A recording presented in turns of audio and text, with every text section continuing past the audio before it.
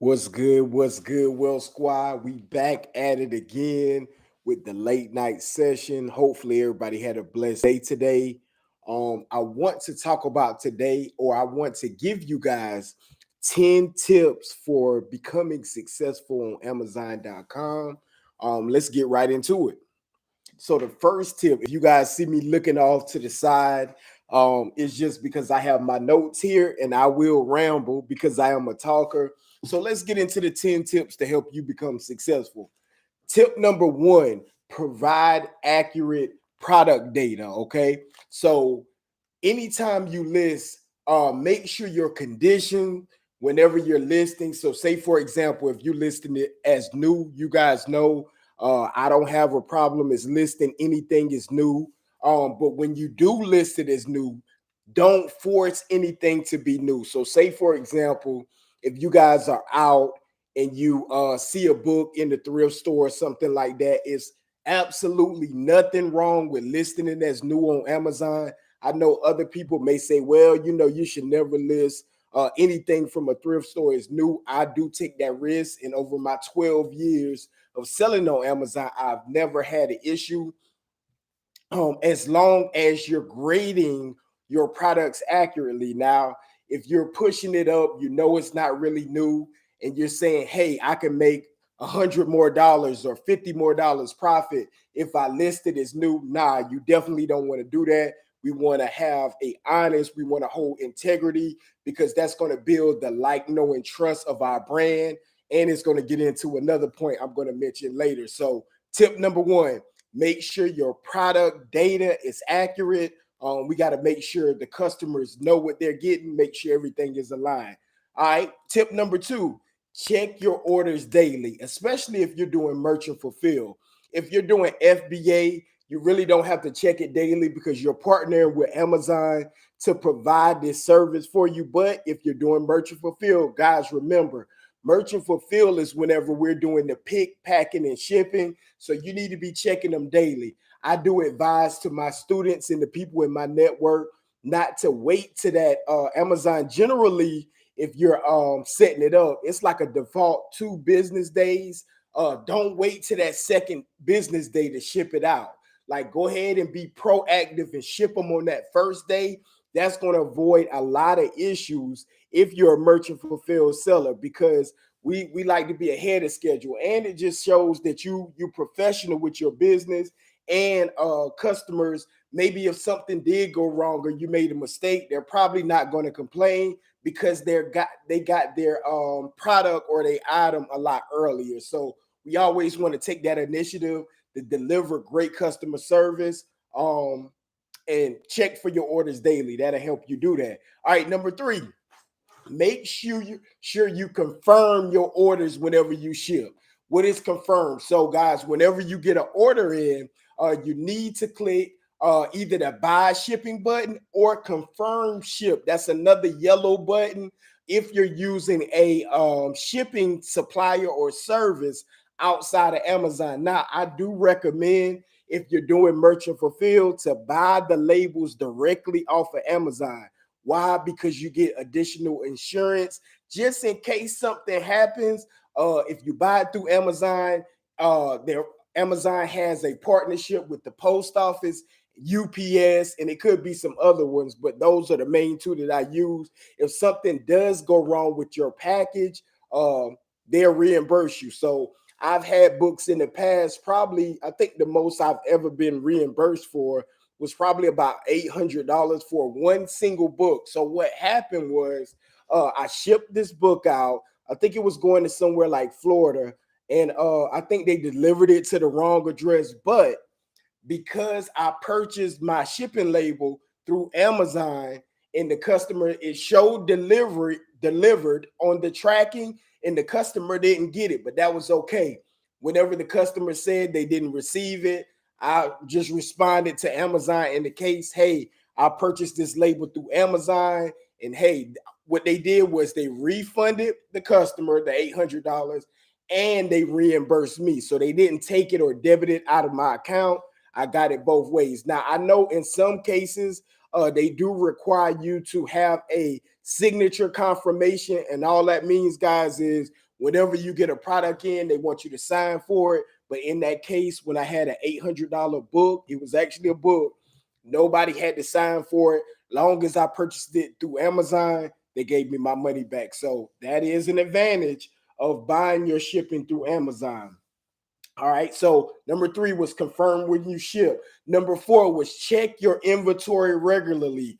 You got to check it on the regular whenever you have your inventory in, because what's going to happen, especially if you're merchant fulfilled, some of the times you can think you have a book in stock or something happened. Maybe it was a return. So I don't know if you want to set it to check it every quarter or you guys are checking it every month, but make sure you have that inventory in stock. Again, I tell everybody that wants to start an Amazon business, Amazon keeps their customers first. So you need to do the same thing. So if you want to be great or successful in this brand, you're going to have excellent customer service. If you don't, I'm sorry, you're not going to last long. So if you're not a real businessman or businesswoman and know how to conduct business, you probably want to start off with FBA if you're not great at customer service. So checking that inventory, making sure we have those items in stock is going to allow us to give a better customer experience to the end user. So we want to make sure to check that. That is key. Because a lot of the times you may have an order, and it has happened to me, and it still happens to me from time to time, that you may get an order. It may be an expensive item and you thought you had it or you misplaced it. So you definitely want to be on top of that just to avoid any cancellations or refunds, because that can, again, negatively impact the customer and your account if you get too many. All right, the next thing I have on the list, this is definitely a gem and a huge key to success. Number 5, keep pricing accurate at all times. So keep repricing. So if you guys been probably watching some of my older videos, I always talk about repricing. I talk about it in the community. With so many sellers on Amazon, you have to keep your prices competitive. So just think about it. Whenever you guys, when you're watching the replay, if you bought something from Amazon, 9 times out of 10, you guys probably did watching here. Whenever you buy something, you don't go through to the second, third, fourth, fifth page of that listing. You're probably going to buy it right off the buy box, that first page. So how do we stay on that first page? The way that you stay on that first page is pricing competitively. So for example, if the offer on the first page was $50, if you're not, because it's a market, so it's called an Amazon marketplace. So in a marketplace, prices fluctuate according to the software. All right, so sometimes the price may rise, sometimes it may dip. But while that price is fluctuating up and down, if you guys are not constantly repricing, it's going to push your offer to the next page, to the second, third, fourth page. So I'm gonna tell you right now, like, if you're not looking at your pricing, you're not looking at where it's priced compared to the lowest offer or the buy box, you're not going to get that sale, right? It has happened in the past where you may luck out and get the sale, but 9 times out of 10, you're not going to be successful on Amazon by just saying, hey, I got this item in, I'm going to price it at $50 and I'm never going to look at it again. That is not the way to do it. That's not the way to do it, and you're not going to be successful that way. So whether you're going to manually price or you're going to pick up a repricer so that you can stay relevant in the market, we got to do one of the two. That's going to keep your sales rolling in. So that's an important, number 5 is super important. All right, number 6, be sure to align your shipping and fulfillment policies, okay? All right, so number 6 is big. Say, for example, you have some specific shipping schedule, right? Let's say you only ship out on Monday, Wednesdays, and Fridays. In your bio on Amazon, make sure you put that so they can know if they order on Tuesday that you're not going to package and ship it out to Wednesday. People like to know your set schedule. So if you're not shipping the same day, or let's say, for example, some people or some of my students will ship the same day up into a specific time. So it might be 2 p.m., it might be 4 p.m. that day. That's their cutoff time. So whatever your time is, whatever your schedule is, make sure to put it in your bio so that when customers see that, everything is transparent. We don't want to be hiding behind anything, because potentially sometimes if you got a special shipping day, they may message you and say, hey, what's going on? Why haven't you shipped? But once it's on your bio, they can know from the jump what days you're going to ship, and it's just going to be help you have a better customer experience, and it's going to help you be successful. All right, my next point I have down here is be accessible to customers. Now, this is huge if you're doing merchant fulfill, right? FBA, again, Amazon is going to take care all of the customer service, all of the returns. So on this aspect of it, on FBA, you don't have to worry about. But if you're doing merchant fulfill, let's say you want to have a little bit more control, or you're mixing it up, make sure that you have a way to respond. So what I usually do to keep it super easy is have my employee have it on their phone. So when they're at work, the work phone that we use, the old iPhone, whenever an email comes, I got it set up through Gmail, it's going to show as a notification. So if she's handling the customer service that day, she knows to respond to those emails immediately because they're high priority. So if you guys are new to Amazon, Amazon gives you about 24 hours to respond to all inquiries, right? So we don't want to, again, the same thing like with shipping. We don't want to wait till it gets close to the 24 hours. We want to respond immediately. So boom, as soon as she see that notification comes in, we need to respond quickly. Boom, because and the reason why I like to do that is even if it is a problem, sometimes they get blown away by the customer service. So with these sellers in the marketplace, we have to figure out a way to differentiate ourselves. How can we be successful? How can we separate ourselves or get in that different lane to build more likeness, like, know, and trust on Amazon? We do that by over delivering, by adding that value, saying, hey, this store is special. Usually everybody takes up to right up to the 24-hour period to respond to me. Like soon as I email them, 2, 3, 5 minutes later, they respond right back. So that's a thing to keep you successful on Amazon. That's a big tip. All right, so that tip actually leads into the next one, number 8. Number 8 was building a successful or a good feedback rating. Man, this is a major gem, and this could probably be a video all by itself. Um, a lot of sellers in the Amazon community complain about the rate that they get feedback. Now, while it is low, it's a lot lower than Mercari and eBay. It's still a way to do it, right? It's still the way to do it.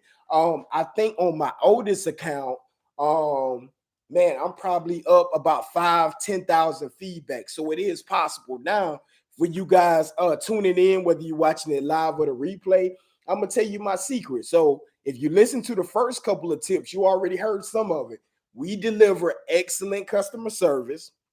We always put a personalized note in every item that we have, thanking them and telling us to contact us first before leaving feedback for any order. We reach out via email before the order, and we reach out via email after the order, right? So we're getting those touches in, right? Showing them that we actually care. It's not all about the money, because and I say this all the time when I'm on consultations, just in general, with people that want to scale their business to multiple 6 figures.